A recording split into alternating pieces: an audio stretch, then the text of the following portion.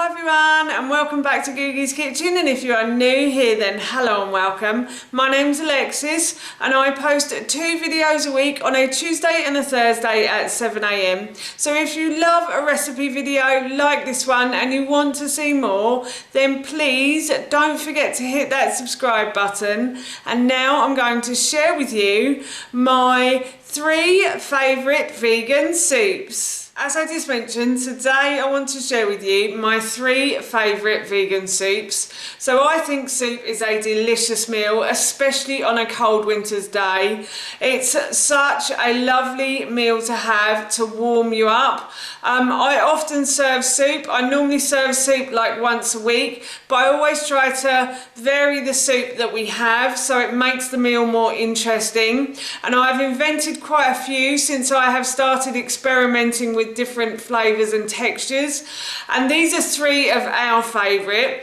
They have been given the seal of approval by my little family and my mum as well, so I thought I'd share these ones with you today. As always, the first thing I'm going to do is I've got a large pan and I'm going to put it onto a high heat on my hob, and then I'm going to pour the oil into the base of the pan like so. And I'm going to leave the pan to heat up. The oil has started to bubble and the pan has started to smoke, so I'm going to put in my spring onions. Now I have halved the ingredients and put enough for a little one as well. It's Howard's Head myself having this meal for dinner this evening. So what I've done is I've used about 4 or 5 spring onions, but in the original recipe I say 1 bunch, which is probably about 6 to 8. So, but you can use as many spring onions as you like. I normally like to use a bunch which normally comes in like 8 spring onions. So I'm just going to add the spring onions to the base of my pan and take out that carrot as well. That doesn't need to be in there. Trying to jump in. And now I'm going to fry the spring onions for a couple of minutes until they start to soften. So I'm frying the spring onion now, and what I'm going to do is I'm now going to add in my jumping carrot. So I'm going to add in 1 carrot that I've peeled, sliced and diced. I like carrot, so I've kept the same amount of carrot as in the recipe. This recipe also calls for 1 yellow pepper as well. But unfortunately, I don't have a yellow pepper. I used it in last night's dinner by mistake, I think. So I'm just going to stick with what I've got. So in the original recipe it did say 1 yellow pepper, but as I said I haven't got that yellow pepper, so I can't use it. And now what I'm going to do is I'm going to add in some water chestnut as well. Again, in the original recipe it said bamboo, but unfortunately I don't have any bamboo, so I'm using water chestnut instead. I've just used a small tin from my local supermarket. You can buy the bamboo in tins the same size as well. It's delicious, water chestnut, and so is bamboo, but unfortunately I don't have any. So I'm just going to fry these now for a further few minutes, just to let them heat through a little bit. If you like them softer, then you can always chop them smaller and fry them for longer. But I actually don't mind an al dente vegetable in a soup. I think it gives it a bit more texture and flavour, so I don't mind the carrots being a bit crunchy. So I'm just going to fry these now for a further few minutes, as I said. So I've fried the carrots and the water chestnuts, and now what I'm going to do is I am going to add in my vegetable stock. So I've got about 1,000 or so mils of vegetable stock. In the original recipe I said to use 2,000, because obviously you would be making this for 4 people, and you're also going to put noodles in here as well, and the noodles will absorb some of the liquid when they cook in the pot. So I am just adding the vegetable stock, as I said. I was about to say bone broth then. And I'm also going to add in my beans now as well. So I've used dried beans. Again, I've halved the ingredients, so I think I've used about 120 grams. So enough for Ted, Howard and myself, and so enough for 2 adults and a little one. So I'm going to add those in. In the original recipe, I think I said to use 200 grams of black beans, and to add those in. And while that's there, I'm also going to add in my miso paste now.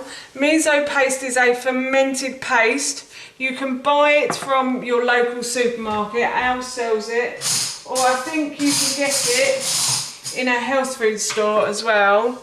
And I'm just going to add a big heaped tablespoon of miso paste into the soup. And I'm going to mix that round. Miso paste is, as I said, a fermented paste. You can get it in certain restaurants. They do a soup like this in certain restaurants in the UK. But it's actually really good for the gut. It's really good for gut health and strengthening the gut because it's fermented. So yes, I'm going to put a lid on that and I'm going to bring that to the boil now. The miso soup has started to come to the boil, so what I'm going to do is I'm going to add in my grating beans to that. So I've got some frozen green beans and I'm just going to start those cooking in the soup, and then I will add in my noodles. So I'm just going to pop the lid back on that and let that boil. The soup has started to come to the boil, so I'm going to add in my noodles now. So I have 2.5 noodles. Again, if you're doing this for the original recipe, as in the original recipe, you would use 4 of these. So I'm just using some rice noodles. I bought these from my local supermarket. The reason I use rice noodles is because I have a slight gluten intolerance and I find I'm all right on rice. I can digest that. So I'm going to stir the pot for a little while, then I'm going to turn the heat down, and you have to leave these to boil for 3 to 4 minutes. So I'm going to leave them to boil now for about 3 to 4 minutes. The noodles have finally stopped cooking, so I'm going to turn off the heat, and I'm just going to add some kale as well. I know there's already greens in this, but I do like a bit of kale in soup. So I'm just going to add a handful in, like so. And that, my friends, is our dinner done. I'm just going to have a little taste of the broth because I didn't add any salt and pepper. It probably is quite salty because of the miso paste, and there is salt in the vegetable stock as well. So, but I just thought I'd give it a try to see if it needs any pepper. Oh yeah, it does need a little bit of salt and pepper, I have to say. So I'm just going to add a pinch of salt to that, and a little bit of pepper. Not too peppery because obviously I'm serving this to my son, who isn't the biggest fan of pepper, but he doesn't mind a little bit. We'll get him there. We'll get him used to it one day. And now what I'm going to do is just give this a try again and see how it tastes.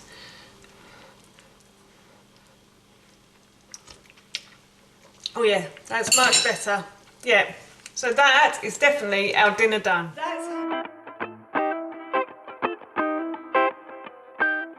Firstly, I'm going to cook my beans. So last night I weighed and measured out enough beans for this soup, and then I put them into a small bowl and I poured water over the top and I soaked them overnight in the fridge, and then I've just drained and rinsed them through this colander over the sink. And now what I'm going to do is I'm going to turn this pan on to a high heat, and as you can see I've already got water in it, so I've got enough water to cover the beans, and then about 2 inches higher than that I think is what you need. And then I'm going to add salt to the base of that pan, and I'm also going to add baking powder as well. Now baking powder will help to soften the beans, and it will also make them cook slightly quicker as well. So I'm going to add my beans in now and check that I have the right amount. Yes, I do. And what I'm going to do is I'm going to put the lid on and I'm going to leave this to come to the boil, and then I'll turn the heat down and leave it to simmer. The pan has started to come to the boil, so what I'm going to do is I'm just going to turn the heat down and I'm going to put a wooden spoon on top. I did this in my last video and it seemed to work quite well. So what the wooden spoon does is it absorbs the heat from the pan and it helps the pan not to boil over the edges. So I'm going to leave the wooden spoon there, and I'm probably going to, I think that's going to boil over anyway.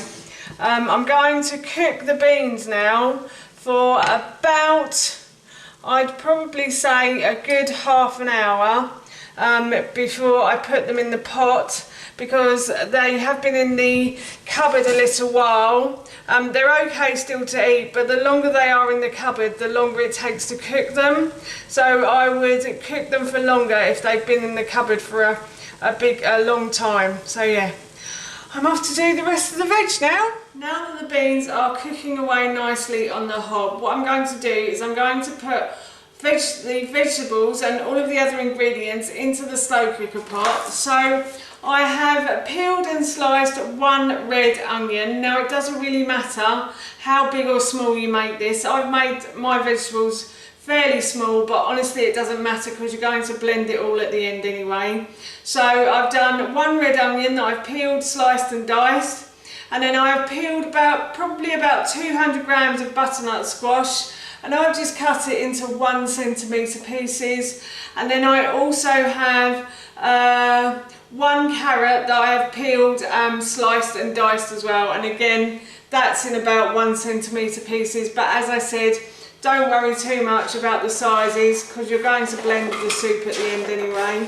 So now I'm going to put all of those ingredients into the slow cooker pot, and now what I'm going to do is I'm going to add some dried mixed herbs to this. So I'm going to add about a teaspoon of dried mixed herbs, and I'm also going to add garam masala. Garam masala is a mix of herbs. I buy this in my local supermarket. It's really nice, I have to say, and it just has a mix of different herbs. Most supermarkets will sell something like this, but if you can't find it, then you can always make your own. And there are lots of recipes online as well. I don't actually have a recipe for this, but if I can ever figure out how to make garam masala spices, I'm sure I will. So watch out for that on my blog, won't you? And then I'm also going to add 1 teaspoon of ground sweet cinnamon. You can use ground cinnamon if you haven't got ground sweet cinnamon. I'm just going to add that in. And then to that I'm also going to add some salt. So probably about a 1/4 teaspoon of salt. Salt and pepper to your taste, so you don't have to use what I'm doing here at all. And then I'm also going to add some pepper as well. So I'm going to add just a little bit of pepper. My son does like spice, but he doesn't like it too spicy. So I only add little bits of everything really. Garam masala isn't that spicy either. So it's a nice flavour, I find. It makes everything taste really nice. So, and it's not hot and spicy, so that's why I love it. And then I'm going to add about 250 mils of bone broth as well. You can use vegetable stock if you want to make this a vegan recipe. And I'm going to use milk as well. So I'm going to add about 1 litre of oat milk. Now you can use any type of milk you like. I like this oat milk because it's just simply oats and water and salt. That's why I really like it. So I'm just going to pour all of this into my slow cooker pot, and I'm going to go and put this on low for about 6 hours, and if you want it quicker you can put it on high for 3 hours, sorry. And now for those of you that are wondering what's happened to the beans, they are still cooking away, and I will add them in very quickly once the slow cooker pot has started to cook. So I'm just going to put the lid on, and as I said, I'm going to put this on low for 6 hours, but if you want it quicker, you can put it on high for 3 hours. Beans have stopped cooking, so I drained them through this colander and then I gave them a rinse once more. And now what I'm going to do is I'm just going to put them into the soup, give it a quick stir, put the lid back on and let everything cook away nicely. As you can see, the soup is bubbling away nicely in the slow cooker. It's been in here for about 6 hours now, so what I'm going to do is I'm just going to switch the slow cooker off and leave it to cool for a good 30 minutes or so. The soup has cooled a little. It's cool enough to go into the food processor. So what I'm going to do now is I'm going to put some of the soup into the jug of the food processor. So I'm just going to scoop this out of here. I'm going to put as much in as I possibly can, but I might have to do this in 2 batches. So I'm going to just continue to scoop it out like so. I think I will have to do this in 2 batches. So I've put as much in as I possibly can, and I'm now going to put the lid on and now I'm going to blend this soup. The soup blended, so I'm just going to pour the contents into a saucepan that I will put on the hob later on when we want to eat it, and I'm going to repeat the process and put the rest of the soup into the blender now. I've been keeping the soup warm on the hob for probably a good half an hour now, and it smells delicious that I just can't wait. I'm going to try it, so I'm just going to pour some into a bowl like so, and then I'm just going to give this a little try. Oh, that's really nice. That's really smooth and creamy, and it has a lot of flavour to it as well. So tonight I'm going to be serving these with some chickpea flour wraps, and my son will be having his soup with some cheesy bread. So we're all looking forward to our dinner.